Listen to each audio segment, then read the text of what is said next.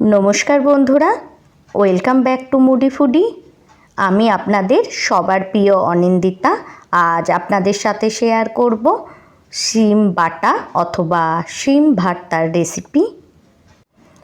আর এই শিম ভর্তা অথবা শিম বাটা এটি বানানো ভীষণ সহজ, খেতেও তেমনি সুস্বাদু। তো চলুন বন্ধুরা, এই টেস্টি আমি রেসিপিটি শুরু করি। তো সবার প্রথম শিম বাটা অথবা শিম ভর্তা বানাবার জন্য আমি একটা কড়াইয়ে 1 টেবিল স্পুন মাস্টার্ড অয়েল গরম করার জন্য রেখে দিয়েছি। এখন অয়েল একটু গরম হলে আমি এর মধ্যে দেব শিম। এই দেখুন, শিমটিকে ভালো করে ওয়াশ করে আমি 2 খণ্ড করে কাট করে নিয়েছি। আর নিয়েছি 15টা রসুন, খোসা শুদ্ধই আমি রসুন নিয়েছি।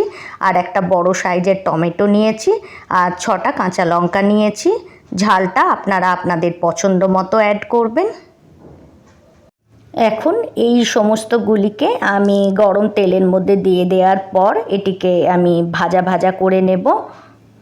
আর তারপর আমি এর মধ্যে অ্যাড করব 1 টিস্পুন হলুদ গুঁড়ো। হলুদ গুঁড়োটি অ্যাড করার পর আমি এর মধ্যে অ্যাড করব স্বাদ অনুযায়ী লবণ।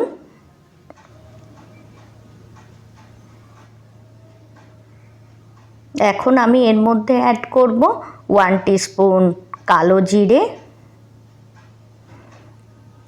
এই কালো জিরেটি অ্যাড করার পর আমি এগুলিকে ভালোভাবে মিক্স করে নেব।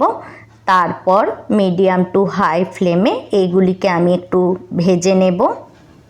বন্ধুরা, আমি এর আগে আরও অনেক ভর্তার রেসিপি শেয়ার করেছি, আমি লিংক ডেসক্রিপশন বক্সে দিয়ে দেব, আপনারা চেক করতে পারেন।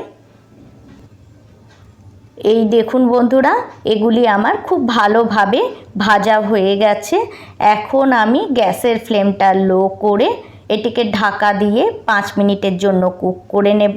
তারপর এটিকে ঠান্ডা করে আমি রসুনের খোসাটা ছাড়িয়ে এর পেস্ট বানিয়ে নেব। এই দেখুন বন্ধুরা, আমার পেস্টটি বানানো হয়ে গেছে। এখন আমি সেম কড়াইয়েই দিয়ে দেব 1 টিস্পুন আমি অয়েল দিয়ে দেব। আমি পেঁয়াজ ভাজার তেলটিকে অ্যাড করলাম। এই শিম ভর্তাতে দেওয়ার জন্য আমি বেরেস্তা বানিয়ে রেখেছি, সেই তেলটি আমি এর মধ্যে অ্যাড করলাম। এখন তেল একটু গরম হয়ে গেলে আমি এর মধ্যে দিয়ে দেব একটা শুকনো লঙ্কা। এই শুকনো লঙ্কাটিকে আমি ফাটিয়ে নিয়েছি।